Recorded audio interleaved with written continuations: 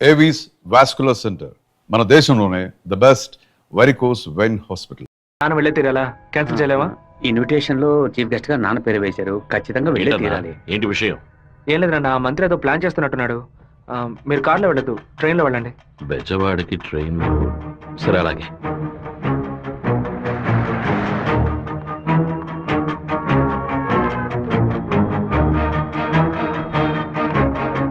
Hello minister గారిల్లా? అవును. మీరు అనుకున్నట్టు వీరభద్రం కారులో వెళ్ళట్లేదు, ట్రైన్ లో వెళ్తున్నాడు. నువ్వెవరో చెప్పావు?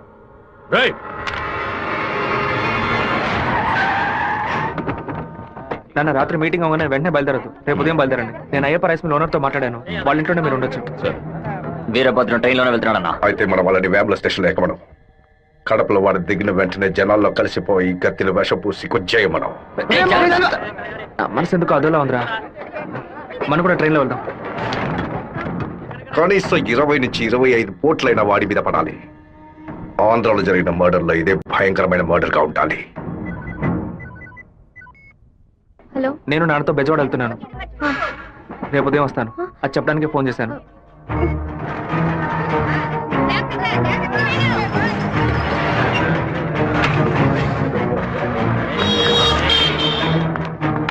చెప్పమ్మా. వీరభద్రం ట్రైన్ లో వెళ్ళట్లేదు, కార్లోనే వెళ్తున్నాడు. నేను అబద్ధం చెప్పాను. మాట్లాడుతున్నావు చెప్పు. హలో హలో హలో రే శివ, వాళ్ళు రాజశేఖర మనుషులు రా. ఎక్కండి రా. నువ్వు వెళ్ళి వాళ్ళు ఏ కోచ్లో ఎక్కుతున్నారు చూడు. నాన్న ట్రైన్లో వెళ్తున్న విషయం వాళ్ళకెలా తెలిసింది? నువ్వు వెళ్ళి చివరి కోచ్ ముందు కోచ్లో ఉండు, ఇటువైపు ఎవరు వచ్చినా నాకు వెంటనే. అలాగే వీరభద్ర ఏ కోచ్లో ఉన్నాడో వెళ్ళి చూసిరా.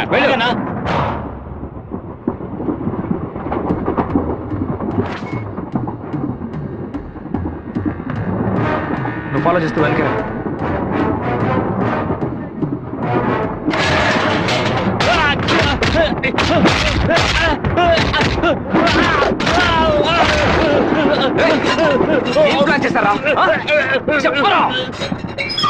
కడప స్టేషన్ లో ఏదో ప్లాన్ చేసినట్టున్నారా?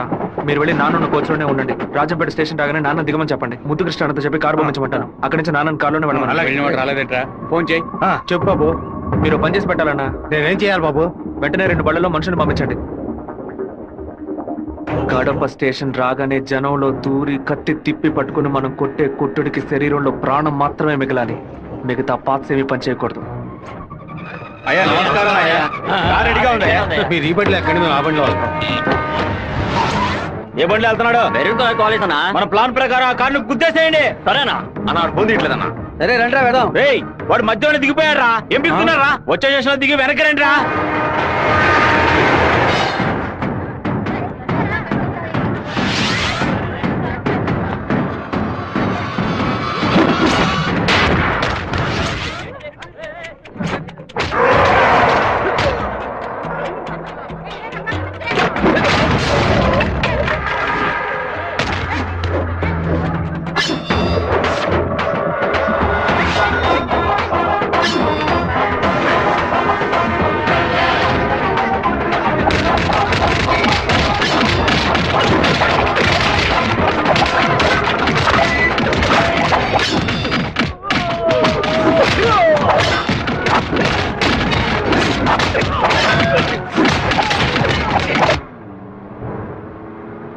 నువ్వు రెడీగా ఉన్నావా? నేను రెడీగా ఉన్నాను.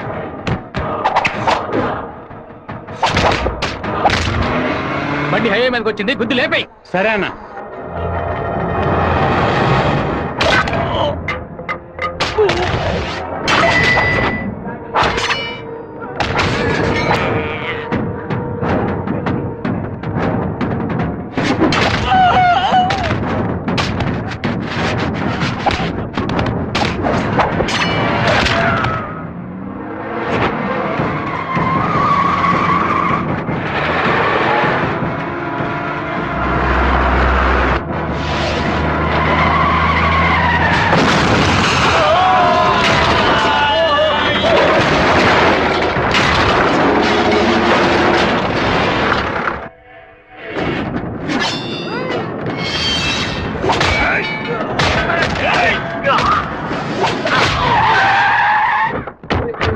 అయ్యో గుద్దేసి ఆకుండా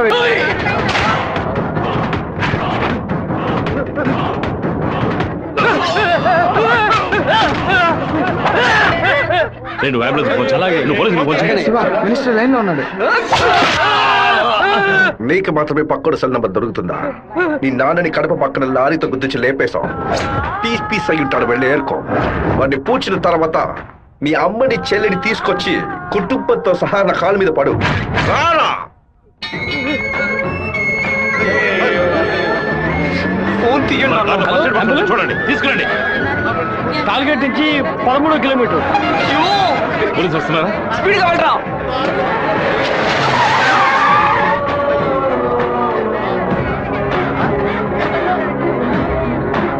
కొంచెం అటువైపు పట్టండి. నార్త్ ఇండియా నుంచి యాత్రకు వచ్చినట్టున్నారు. లారీ వాడు గుద్దేసిపోయాడు. డ్రైవర్ మందు కొట్టేసి తోలుతున్నట్టున్నాడు. ఆపకుండా పోతూనే ఉన్నాడు. తెలియ గుద్దలేదు నాన్న, తెలిసే గుద్దారు.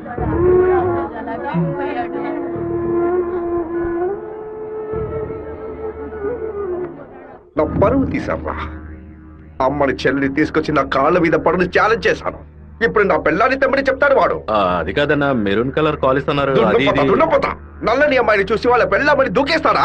ఒరే, ఫోన్ చేసిన అమ్మాయి వాడి శత్రువా లేదా మనని కన్ఫ్యూజ్ చేయడానికి వాడు చేసిన ఏర్పాటు.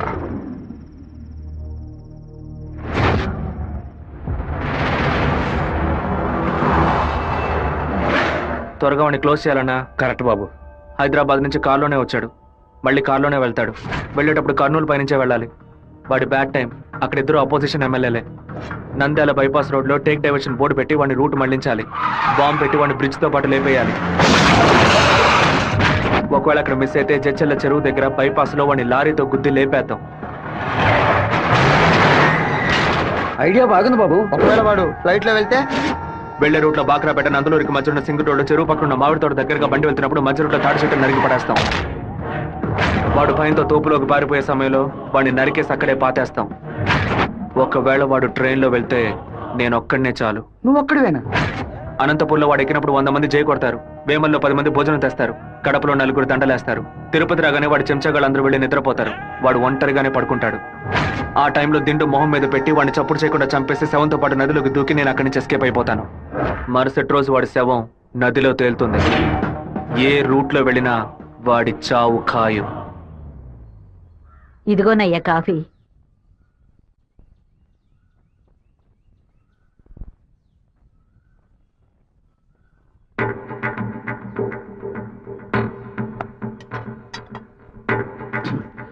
సుబ్బారావు, సుబ్బారావు, ఏమైందయ్యా?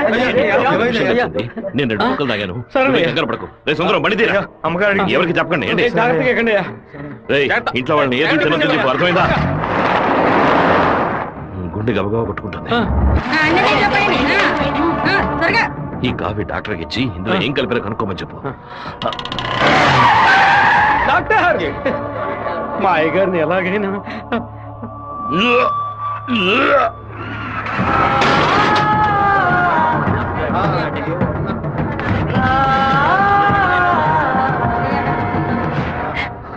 అయ్యో శివ, ఏంట్రా ఇదంతా? అయ్యో భయపడకు శివ, నాకేం కాదులే. మన ఇంట్లో జరిగిన విషయం బయట ఎవరికి తెలియకూడదు. కొత్తగా ఎవరో ఇంట్లోకి వచ్చింది? కొత్తగా ఎవరు రాలేదన్నా. అయ్యా, పొద్దున బట్టలు తీసుకెళ్ళడానికి చాకల మా అదేగాడు వచ్చాడు. తర్వాత చేపలు వచ్చాడు. చేపలు కడగడానికి ఇంట్లోకి వచ్చారు. నాకే పాపం తెలియదయ్యా. ఎవరింటికి వెళ్ళినా ఒక్కడ నీళ్లు కూడా మింగే ముందు ఆలోచించే గుట్టక వేస్తారే. ఇప్పుడు ఎలా? మన ఇంట్లో నీళ్ళని తాగడానికి ఆలోచిస్తే అది తప్పు కదా గంగా. శివ, కొంచెం లోపలికి వస్తావా? మాట్లాడాలి. పొద్దున అందరి గురించి నీతో చెప్పాను. రాధికమ్మ కూడా వచ్చి వెళ్ళింది. ఆ విషయం మాత్రం నీతో చెప్పలేదు. అయ్యగారి కాఫీ కలిపేటప్పుడు తను కూడా వంటింట్లో ఉంది బాబు. ఏమంటున్నావు? అత్త ఎక్కడికి వెళ్ళారు? అత్తయ్య పెరట్లో పశువులకి కుడితి కలుపుతోంది. అవును, ఎన్నేళ్లుగా మీరు ఇంట్లో పని మంచిగా పనిచేస్తున్నారు? నేను ఇంట్లో పనిచేస్తున్నానన్న విషయం నువ్వు చెప్తేనే తల్లి నాకు గుర్తుకొచ్చింది.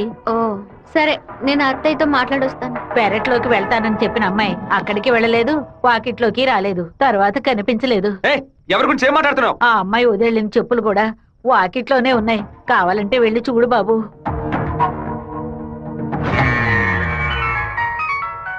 బాబు చిన్న విషయం. అయ్యగారు ట్రైన్లో వెళ్ళే విషయాన్ని ఒక అమ్మాయి ఫోన్ చేసి చెప్పిందని ఇక్కడ ఉన్నవాళ్ళు అనుకుంటున్నారు.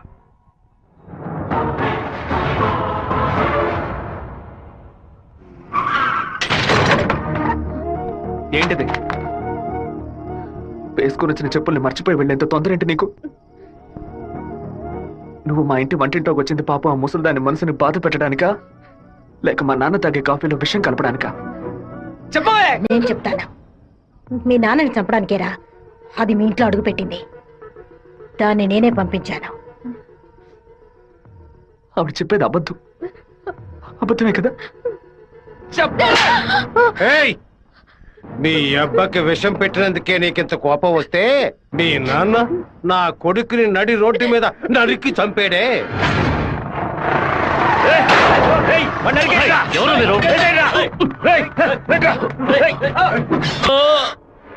వాణ్ణి చంపి పారేయాలని ఆ రోజే నేను పగబట్టాను. కానీ మీ నాన్న పలుకుబడి అంతస్తు నన్ను ఆ పని చేయనీలేదు.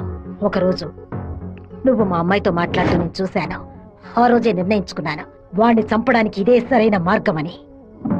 పుట్టింది ఆడపిల్ల గనక దీని చేతికి విషం ఇచ్చి పంపాను. అదే మగపిల్లాడు గనక పుట్టుంటే వాడి చేతికి కత్తిచ్చి పంపేదాన్ని.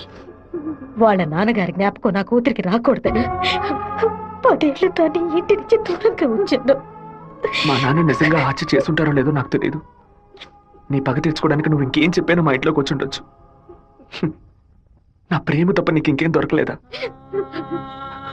పత్తికుండగానే పాతి పెట్టేశావు కదా.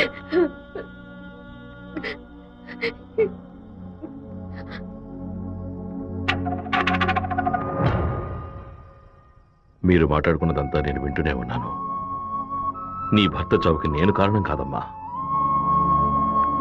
నీ భర్త ఆశపడే ఎలక్షన్లో నించోలేదమ్మా. మన జాతి ఓట్లని విడదీయాలని రూలింగ్ పార్టీ వాళ్ళ దగ్గర 10 లక్షల రూపాయలు లంచగా తీసుకున్నావే, నీకు సిగ్గులేదు? నేను డబ్బు తీసుకున్నట్టు మిగతా ఇంకా నిజాన్ని కప్పిపుచ్చాలని చూడకు. మర్యాదగా నామినేషన్ వాపస్ తీసుకో, లేదా నీ మొండెమే మిగులుతుంది. నువ్వు మాణిక్యాన్ని లేపే. ఏమన్నా అన్నా? అప్పుడే ఆ నింద వీరభద్రం మీద పడుతుంది. ఓట్లు రూటు మారుతాయి. నేను ఈ హత్యని చెయ్యలేదని ఈ ఊరే నమ్ముతోంది. నువ్వు మాత్రం ఎందుకు నమ్మట్లేదు? నా కొడుకు నీ కూతుర్ని ప్రేమిస్తున్నానని తెలియగానే వెంటనే వచ్చి నీతో చెప్పాలనుకున్నాను. కానీ నీకు తెలిసే తన మా ఇంటికి వచ్చిందని చెప్పింది. అందుకనే నిజమంతా నీకు తెలుసనుకున్నానమ్మా. ఎవరో చెప్పిన మాట నమ్మి పాపం తన మనసులో ద్వేషాన్ని నాటి ఇప్పుడు ఇలా తలదించుకునేలా చేశావే. పెళ్లి చేసుకుని చల్లగా ఉండాల్సిన పిల్ల తన జీవితాన్ని నాశనం చేశావే.